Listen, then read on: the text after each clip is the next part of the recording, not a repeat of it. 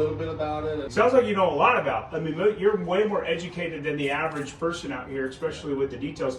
People don't even know about, you know, what happened in 2016 where SRP basically pulled that away.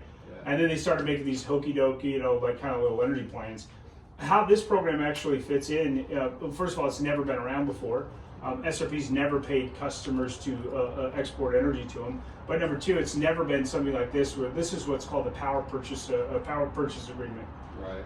All you're doing is you're not liable for the solar, you're not liable for the battery. That's our job.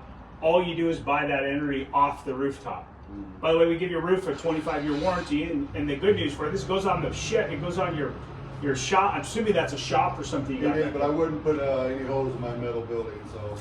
Well, it's a ballast system. There's no holes in there. So, and then we give that roof a 25-year warranty. But either way, we could do it on here. We do it up there.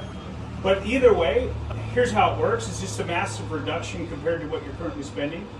But also, what people are really concerned about is all of the data centers that are being built. People are concerned that we're not going to have enough energy here once these data centers come online. So they've got the biggest data center in the country, the Meta data center out here in East Mesa. It's going to consume more energy than the entire population of Mesa uses in a year. So why isn't the state or whatever making them create the solar farms? They're doing that by Moran. Well, they have. Canal Airport area provide their own power.